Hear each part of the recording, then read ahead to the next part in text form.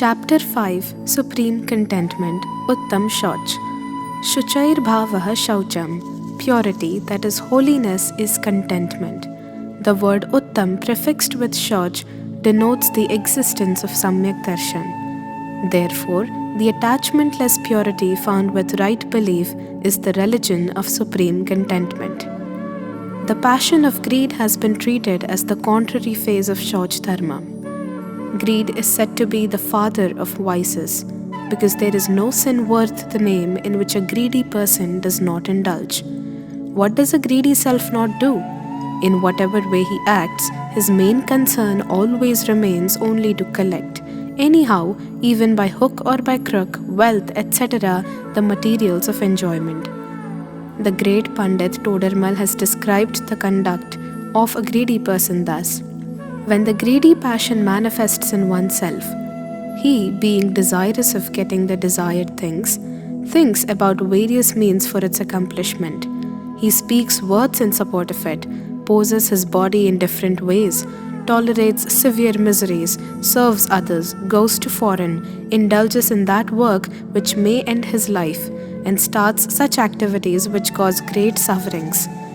On the rise of avarice, even it be the work of respected and adored person, there too he tries somehow to achieve his goal, giving no thought to rationality. And whatever desired thing has to be obtained, he tries to protect it by various means. If the desired object is not obtained or is lost, he feels very much distracted, starts cutting the parts of his own body and dies by swallowing poison, etc. Such a state happens when avarice manifests. Acharya Shubhachandra has written in the 19th chapter of Gyanarnav even to this extent: Swami Guru Bandhu Vriddhan Bala Balanshcha Jeerna Deena Deen Vyapadya Vigat Shanko Lobharto Vittamaadatte Yakechit Siddhante Doshaha Shvabhrasya Sadhakaha Proktaha Prabhavanti Nirvicharante Lobha Deva Jantunam. The person empowered by this avarice passion takes the wealth even by killing cruelly his own master, teacher, brother, friend, aged person, wife, children, and weak, poor, orphan, and destitute fellows. Whatever evils are mentioned as instrumental for hell in mythological scriptures are all manifested due to avarice passion. A person who is avaricious of wealth is always found busy in collection only. He does not find time to enjoy it. The avarice of animals is limited to fill the stomach only. Getting the stomach filled, it feels satisfied, though for the time being. But the greed of a human being is not limited to filling the stomach only. He remains unsatisfied always due to the anxiety of filling up the box. Day and night his concern is money and money alone. His preoccupation is always money. He does not believe that even after making various efforts, money and other desired things cannot be obtained without the rise of auspicious karmas, because the acquisition of things, wealth, and etc. is the fruit of punya karmas done in the past. For emphasizing this, it is written in Bhagavati Aradhana: Lobhe kaye vyatho na hui purisassa apadi bhogassa akaye vihavadi lobhe attho padi bhogavattassa.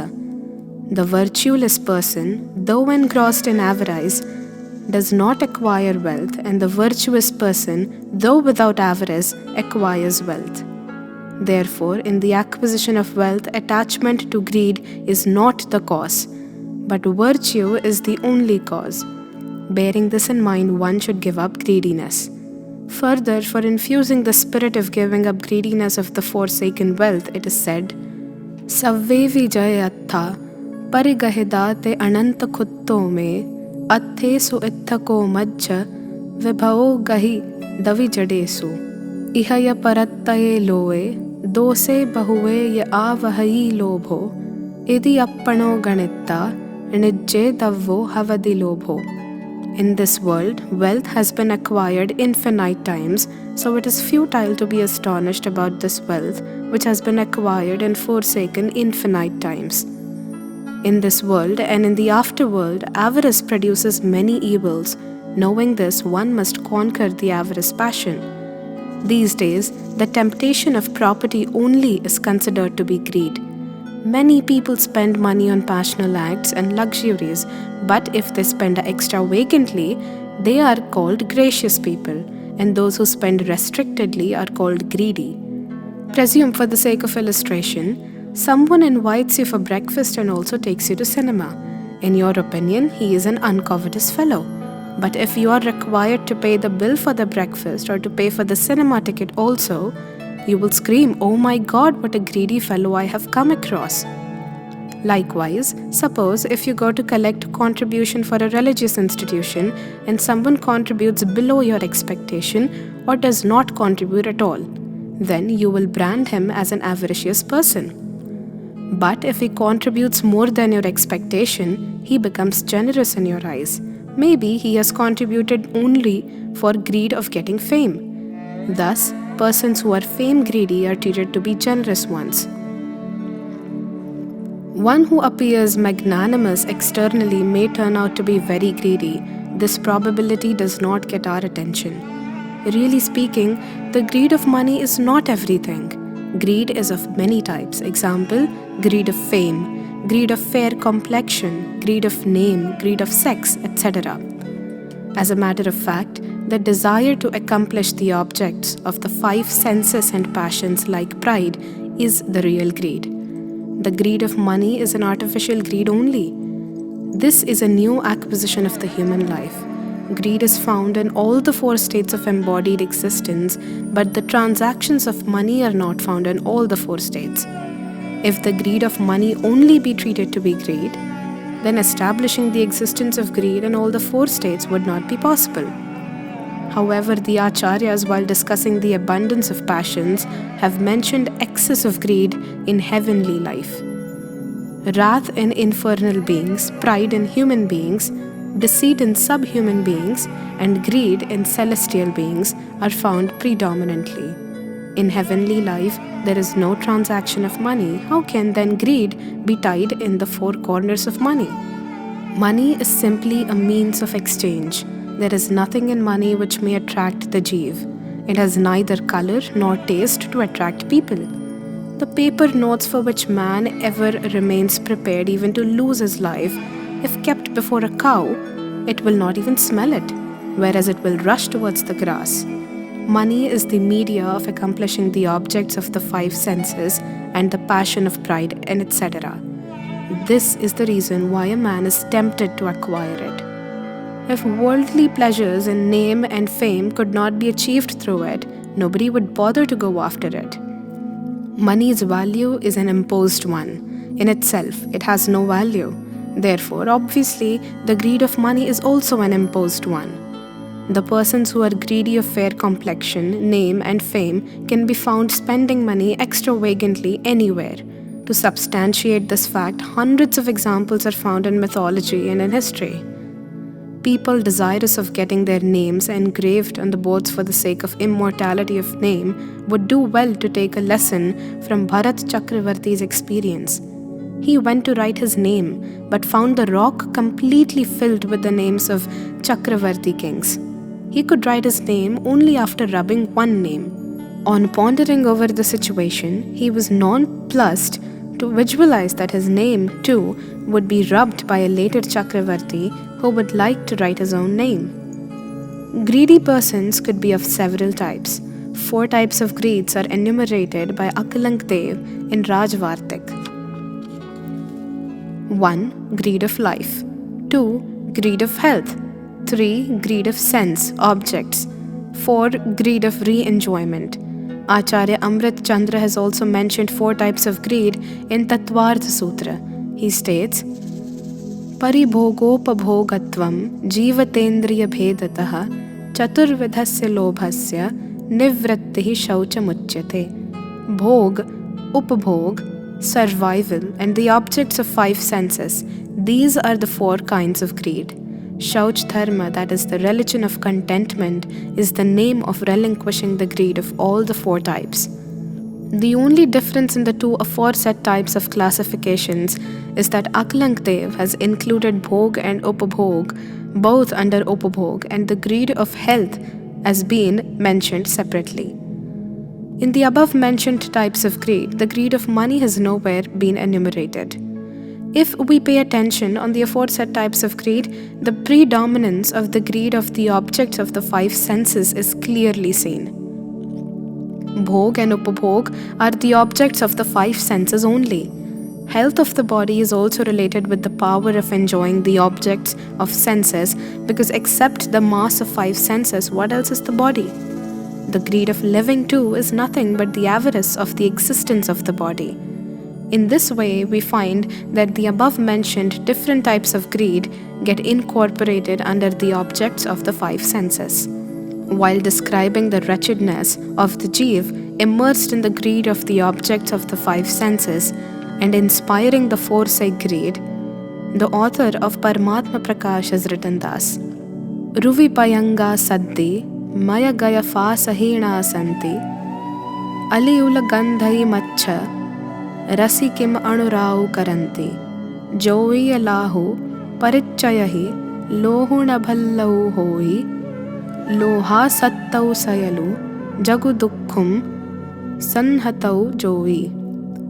Color greedy moths by falling in the flame of lamp, the deers greedy of melodious words by penetration of hunter's arrow, elephants greedy of sex by falling into the pit, the buzzing black flies greedy of fragrance by getting closed in the lotus, and the fish greedy of taste by getting pierced by the fisherman's nail or by getting captured in the net, all suffer from extreme pain and end their lives.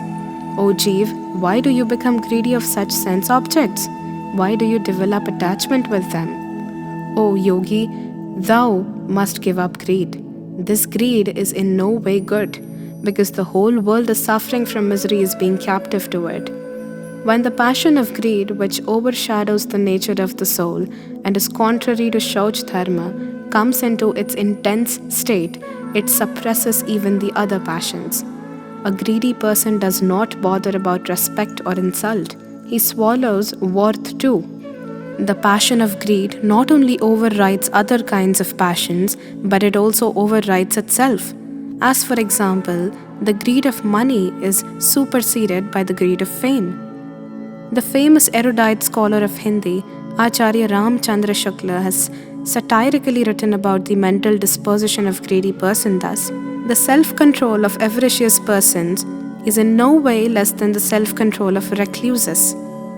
They conquer lust and wrath by the force of avarice, sacrifice longing for pleasure, maintain indifference in situations of respect and insult. What more is now required? If one from whom they expect to get something even abuses them in some many words, neither any sign of resentment appears on their faces, nor do they feel ashamed. They are neither averse to sucking the fly, nor do they feel compassion in sucking the blood of others. Even when a beautiful face is before them, they do not leave a single paisa. They would not forsake a single coin even on listening piteous cry. They are not ashamed in spreading their hands, even before the most wretched person. He further states, the staunch avaricious persons do not deviate from their goal. The weak ones may get disheartened. Suppose many persons are pulling and pushing each other for obtaining a particular thing. If one of them, being overpowered by anger, destroys that thing, he cannot be called a staunch avaricious person, because anger has suppressed his greed. He has gone astray from his goal. Greed, attachment, avarice, desire, want, etc. are the various names of Lobh Kashai, the passion of greed. Love or affection are also names for greed. When greed is about some particular thing, it is termed as avarice or attachment. But when the same greed is towards some person, it is given the name of affection or love. The affection towards the objects of the five senses is nothing but greed. The objects of the five senses can either be animate or inanimate. Often, the feeling of affection towards animate objects is termed as love, whereas the feeling of attachment towards inanimate object is denoted by the term greed. Man's attraction towards women is given the name of love only. In this context, Mr. Shukla's thoughts are further worth noting. But in ordinary conversation, the disposition of mind towards an object is called greed, and the disposition towards any particular person is termed as love. Due to object-wise difference in the inanimate things and living persons, much difference in the nature and tendency of greed is discernible, due to which the greed in respect of a person is termed separately. But basically, both greed and love are one and the same. Various attractive terms like universal love, affection are used for the reformed form of greed. But after all these are only different aspects of greed. The attachment found towards one's parents, sons, daughters, etc. are assuredly regarded as auspicious. One type of greed is so much refined that it does not appear to be greed-like. People misunderstand it as religion. The greed of heaven is of this kind. Though to perform all types of rituals and auspicious deeds in the name of religion with the view of getting heavenly pleasures is greed and greed alone. Yet, in the eyes of the world, such greedy persons appear to be religious-like. The chief saints have enlisted under the category of greedy persons even the persons aspiring for moksha, because in the ultimate analysis, desire is also greed, may it be for any object. While explaining the characteristics of Acharya Parmeshthi, Pandit Todarmal has even used the word greedy of religion, which is as follows. On rare occasions, if the acharyas find that people greedy of religion beg of them to preach religion, then because of the feeling of compassion due to rise of rag, the acharyas give religious instructions to them. Acharya Amrit Chandra too has even used the phrase greed of perceptibles. Even rag towards religion and religious persons is termed as dharma, that too in Janwani. But all this narration is from empirical point of view. The point worth noting in regard to this is that rag, being a kind of passion, cannot be devoid of passion.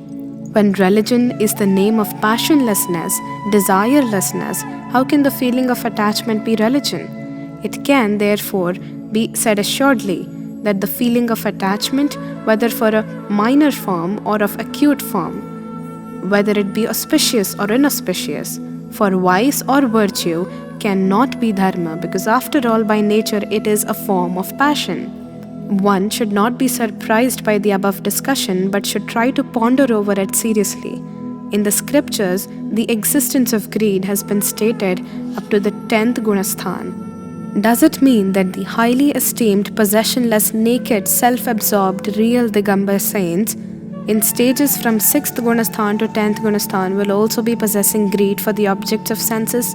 No, never. The object of their greed can only be religion and religious persons. One may ask that those who have forsaken all sorts of possessions and occupations, and on whose body even thread is not found, does greed exist even in such great ascetics like Kundakundacharya and etc.? A simple answer to this question is that this is not my conjecture. All this is based on scriptures, and all savant scholars of scriptures also know this very well. Therefore, to grasp the true nature of greed, one will have to understand it in its broader sense. This purpose will not be served by limiting it only to money and other material property. One can further raise a question as to why all this discussion relates to great saints and why not about our own self. In answer to this, I would say, why do you forget that the discussion is in the context of Shauch Dharma, and the description of Shauch Dharma in the scriptures is found in relation to the possessionless naked saints only. In Tattvarth Sutra, the 10 religions, supreme forbearance and etc. have been described, along with self-control and equanimity, the inherent characteristics of saints.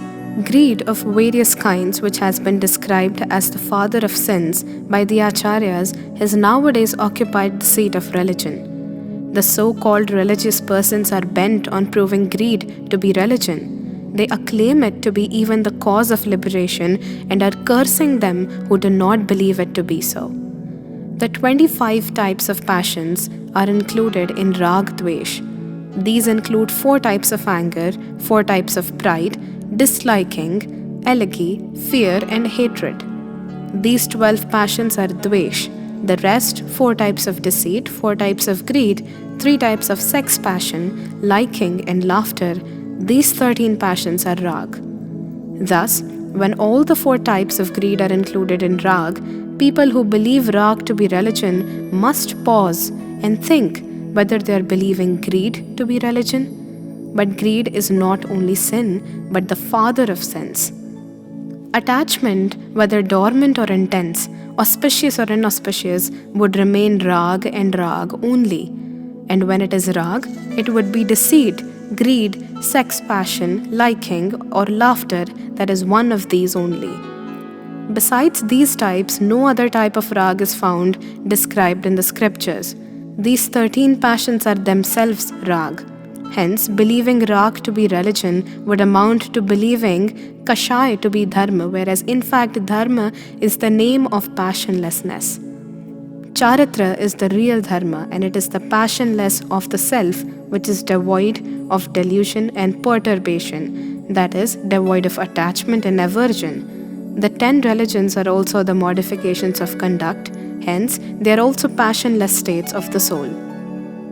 Shauch Dharma is the religion of a higher stage, even when compared with supreme forbearance, because greed passion, which is antilogous to Shauch Dharma, disappears after the disappearance of other passions, that is anger, pride, deceit. Hence, he whose greed has been totally annihilated must have overcome all sorts of passions, anger, etc. earlier. In the 25 types of passions, the passion of greed persists up to the end of all. Greed can exist even when anger, etc. have been totally gone. Overcome by the presence of anger, etc. is not possible after greed has been overcome. Greed can exist even when anger, etc. have been totally overcome, but the presence of anger, etc. is not possible after greed has been overcome. This is the reason why greed is described as the most dangerous passion and contentment as the highest religion. It is also said, Shauch sada nirdosh, dharma bado sansar mein. From the above statement, one other fact is also established that Shauch Dharma is not merely the name of the end of greed passion, but is really the name of the end of the last passion, which happens to be greed. Because if contentment alone is Shauch Dharma, then does only greed passion make the soul unholy and not the other passions? If all types of passions make the soul unholy, then Shauch Dharma should be the name of the absence of all types of passions. If one says that absence of anger is forgiveness, absence of pride is modesty, and absence of deceit is straightforwardness, and because now only greed is left out, its absence obviously becomes Shauch. Then my cross question is, are anger, pride, deceit, and greed only passions? Are laughter, liking, disliking, fear, hatred, elegy, and passions relating to sex not passions?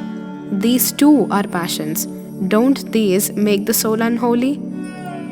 If these do make the soul unholy, then the absence of all the 25 passions should be called Shauch Dharma and not only the absence of greed.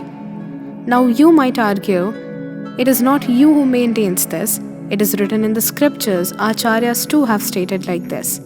But gentlemen, I too say the same thing, that in the scriptures the absence of greed is called Shauch, and before greed is totally finished, all the other passions are gone. Hence, it is automatically proved that the soul remains unholy in the presence of all types of passions, and Shauch Dharma gets manifested only in the absence of all types of passions. Since greed ends in the end of all the 25 passions, so in the words, greed the last means all the 25 passions are covered. This discussion relates to the stage of perfect Shauch Dharma. The development of Shauch Dharma at various stages will be correlative to the degree to which various passions, which have greed at their end, will be overcome. Here a question may arise, that since anger, etc., all passions make the soul unholy, then on the going off of anger, some degree of holiness in the soul would assuredly get manifested. Why is then the absence of anger or the absence of pride not treated as manifestation of Shauch Dharma? Why is the absence of greed passion only necessary for the rise of Shauch Dharma? There is a reason for this. It is this that even on disappearance of anger totally, perfect holiness does not manifest in the soul, because greed may still persist. But when greed has been conquered, no other passion remains existing. Therefore, keeping in view only perfect holiness, Shauch Dharma is said to have emerged in the absence of greed alone.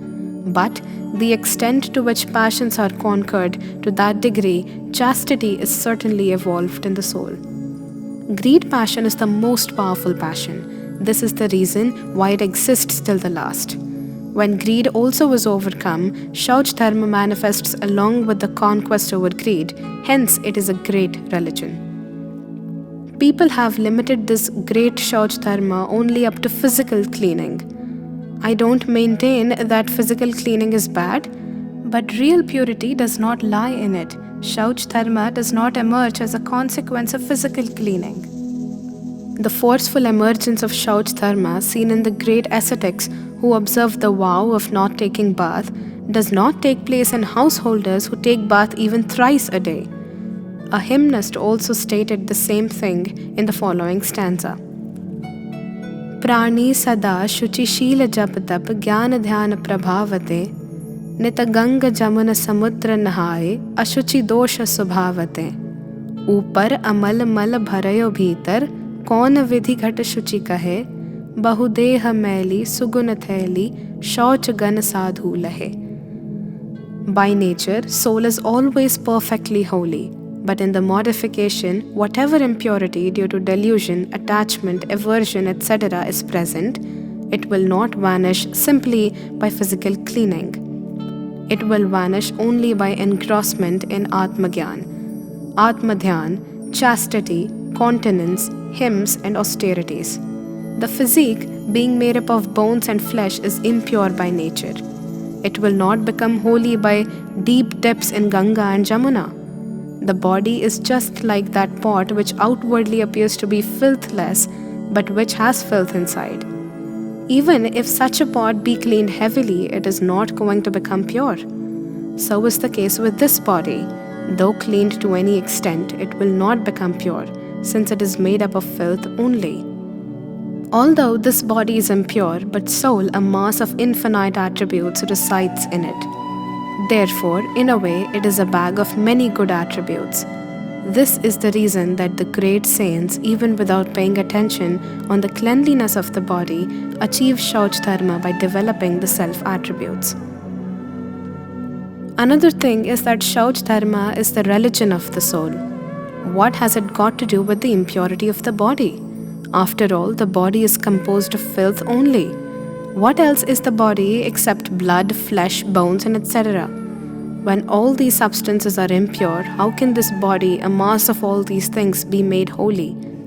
Elucidating this point, I had written earlier, यदि हड्डी अपवित्र है तो वह तेरी नाही, और खून भी अशुचि है वह पुद्गल पर छाही. तेरी शुचिता ज्ञान है और अशुचिता राग, राग आग को त्याग कर निज को निज में पाग. The impurity of blood, flesh and bones is a matter concerned with the body. The impurity of the soul is delusion, attachment and aversion, and its purity is its knowledge and bliss-based nature and right belief, knowledge and conduct. Hence, to lessen delusion, attachment, aversion, which makes the soul impure, one must know the self, must recognize the self, and must get absorbed in the self. This is what is meant by Nij ko Nij mein paag. Attachment and aversion cover all the 25 passions. Out of these, greed is covered under rag. This point has already been explained earlier. These emotions of attachment and aversion are impurer than bones, flesh and blood, because even in the presence of bones, blood, flesh, perfect purity, omniscience and infinite bliss get manifested in the soul. The soul becomes perfectly pure. But if there exists even a little trace of attachment, may it be of the lowest intensity, may it be auspicious of the high degree, even then omniscience and infinite bliss cannot be generated. The soul first becomes passionless and thereafter omniscient. To be omniscient, it is essential to first become passionless, but not without body, without bones or without blood. This proves that attachment is impurer than bones and blood. Even then, we consider auspicious attachment to be the religion. The main thing is that blood and bones, whether holy or unholy, have no concern with the purity of the soul. The non-voterists, wrong-faithed Jeev are unholy, and the right-faithed voterists are holy, even though the blood and bone both are similar. From this, it is amply clear that purity of soul is in passionlessness and impurity is delusion, attachment and aversion. The blood, flesh and bones have no concern with it whatsoever. Vadiraj Muniraj's body got affected by leprosy. Even then he was extremely holy because he possessed the wealth of Shauch Dharma. In household life, the body of Sanat Kumar Chakravarti was extremely beautiful. His beauty was the subject of talk even in the council of the king of the gods. And after listening about it, groups of devas used to come for seeing his beauty. But at that time, he was not possessing Shauch Dharma of that degree which he acquired later in ascetic life. Although in his ascetic life, his body got affected by leprosy, which continued up to 700 years. Even in that state of leprosy, Shauch Dharma of the order of the absence of 3 quaternities of passion was present in him. From empirical point of view, the cleanliness of the body is also termed as Shauch Dharma at some places, but in fact, the end of all passions up to the last greed passion only is Shauch Dharma. In other words, passionlessness alone is the real Shauch Dharma. Perfect passionlessness and omniscience are not achieved by the daily bath takers, but are in the reach of those who take oath of not taking bath throughout the life. As a matter of fact, Muniraj do not forsake bath, but forsake the attachment of taking bath. And in the absence of its attachment, where lies the question of taking bath? How peculiar it is that this body of bones requires a bath if touched with a bone. We all take bread from the mouth and eat it with the teeth. The teeth are nothing but bones. So long as the teeth are in the mouth, they are touchable, but on leaving their places, they become untouchable. On this, people comment, this is live bone and that is dead bone. In their view, even bones are of 2 types, that is live and dead. Whatever it may be, all this discussion is from empirical point of view, and so longer we are in the world, we all follow Vyavahar, and it must be followed also. But in the path of salvation, it has no place. This is the reason why Muniraj, the followers of the path of salvation, are away from these conventionaries. They are called Vyavaharatit, that is, those who have forsaken conventionaries. The real Shauch Dharma, which is devoid of Anantanubandhi, Apratyakhyanavaran and Pratyakyanavaran, is found in the naked, possessionless saints who are firm in Nishchay and away from Vyavahar, because they have taken a very firm shelter of their own soul, which is absolutely holy and possess knowledge and blissful nature. They are fully engrossed in the soul, are fully drowned in it. Shauch Dharma, emerging in the soul in the absence of 2 quaternities of passions and only in the absence of 1 quaternity of passions, is found, respectively, in the right-faithed Shravak, householders who observe partial vows, and in those who do not observe vows, Shauch Dharma found in the right-faithed Aviratis, and Deshvrati Shravak is although real one, but it lacks that intensity of purity which is found in sainthood. Absolute perfect Shauch Dharma is found only in the passionless omniscience. By nature, all souls are absolutely holy. Contrariety is in the modification only. But when the modification takes shelter of the absolutely holy nature of the soul, it also then becomes holy. The only way to achieve purity in modification is to take shelter of the absolutely holy nature of the self-soul. Impurity in modification results under the shelter of other, not self objects, and purity is achieved by taking shelter of the self. In the commentary of Samaysar, Amrit Chandracharya has described the soul as absolutely pure in nature, and delusion, attachment, aversion, etc. emotional influxes as totally impure. He has described Asrav Tattva as Ashuchi, but according to him, Jeev Tattva and Ajeev Tattva are not unholy. The soul is Jeev, the body is Ajeev, both are not unholy. Asrav is only unholy and it is in the form of greed, etc. passional feelings. The purity of nature is so powerful that whichever paryaya stoops to it, whichever paryaya touches it, that paryaya also becomes holy. That thing alone is called sacred, which makes the object touching it also sacred. How could that thing be called sacred which becomes unholy when touched by other things? That thing is called paras. But if by its touch gold becomes iron, it cannot be called paras. Similarly, if by the touch of the unholy paryaya, the nature of the soul could become unholy, what is the use of such nature? Nature is the name of that quality under the shelter of which paryaya also achieves holiness. The name of that paryaya which becomes pure by touching the holy nature of the soul is Shauch Dharma. Without touching the nature of the soul, the origination of Shauch Dharma is unlikely to occur. Not only of Shauch Dharma, but the origination of all dharmas is possible only when self-realization takes place. Self-realization is the generator of all dharmas, example, supreme forbearance, and so on. Hence, those who want to achieve holiness in the paryaya, that is, who want to attain Shauch Dharma, should try to attain self-realization and be successful in attaining it. Ending this discussion, I pray that all souls may manifest Shauch Dharma in paryaya by attaining self-realization.